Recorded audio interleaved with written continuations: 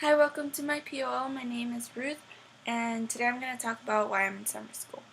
The reasons why I'm in summer school are because I'm very impetuous and because I have a lot of empathy towards people, and when they need someone to talk to, I'm always there. I'm not assiduous, and I wasn't in my first semester of school, and that really threw me off because the first semester is the one that counts more than the rest. As a personal reflection, I'd like to say that I should have not have been as rude as how I was towards my teachers, and I now know that now, and it's a little too late because now I'm in summer school. But that's what happened, and I think I learned a lot from summer school, and that's what I'm here to show you. In my first week, I did the perfect paragraph, and that's something I was proud about. I wrote my perfect paragraph about my dog. I wrote it about why I should sell her. I don't really like my dog, and that's why I kind of wrote this. So I'm going to read you a little.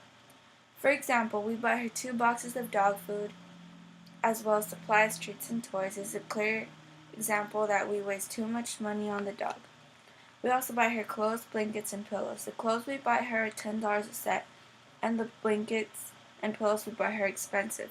She breaks them often, and we buy her a new blanket every month. It's work, money, and time out of our lives for a dog. We need to sell her now. Some struggles I had with this was thinking about what I should write because there were like a lot of different things we could write about. He didn't really put a stop to what we could write a perfect paragraph about. But the easiest that I thought was my dog because there's a lot I could write about her. And I had really good bullets, and as you can see I wrote a lot. And that's something that I really liked and I was proud of. The second week we were asked to write a college essay. And in the college essay, they asked us to brainstorm, and I did 3 different brainstorming. I did my first draft, which was written, it was 6 pages. My second draft, which was 4. My third draft, which was 2, then my final draft that I finished. And in the college essays, we were given a yellow paper that had a bunch of essay topics that we could choose from. Excuse me. An essay that I narrowed it down to 5 essay topics, but the one I chose was discuss how some negative experience, disability, illness, and failure has had a positive influence on your life. I picked when I was 6 months old and I was in a really hard time in my life where I got into a really bad accident, and I talked about how I overcame that and the struggles that I went through and how that really changed my life and how I was never the same again. Something that I think the colleges should know about this is because they might look at my grades, look at my background, check who my parents were, and not know a thing about who I am just because of my grades. They might just push it aside and maybe they'll look forward to actually reading who I am. And if admissions really wants to do that, I think this college essay paper that I wrote was a perfect example of it. For the third week, we were asked to do something that we did before in the person's class that we failed, but we should do it again. And I picked to do my character sketch. I did a different sketch because the first one I did was a Phineas and Ferb, and then I changed it to a concert that I went to. And some improvements and changes that I did were, first of all, I changed the whole thing again, and it was like starting from scratch all over again. It was hard because I really suck at writing, but this really showed me like grammatical errors that I did. It showed me that I should write like everything I could think about, then go over it again and again, and then come out with a really good one towards the end.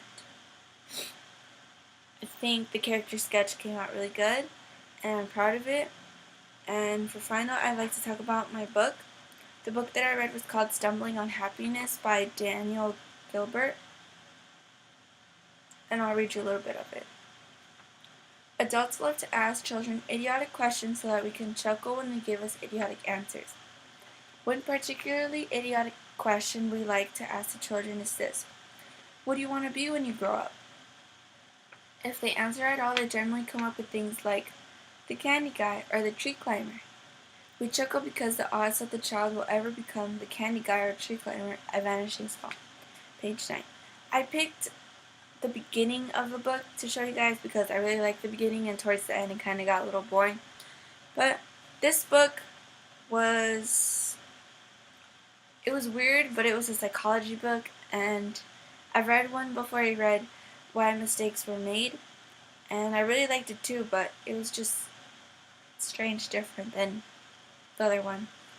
I think that this was a strange book, but I finished it and I ended up liking it, but it wasn't my favorite. I like how he bounces into like really strange things. He talks about like snakes in one, and he talks about like science in the other, then he talks about like how doctors do the process of surgery and different types of things that we think about. It was interesting to see all these different things and how they connected back to each other again. But overall, this is all that I did during the 3 weeks of summer school. These are things I was most proud of, and thanks for watching.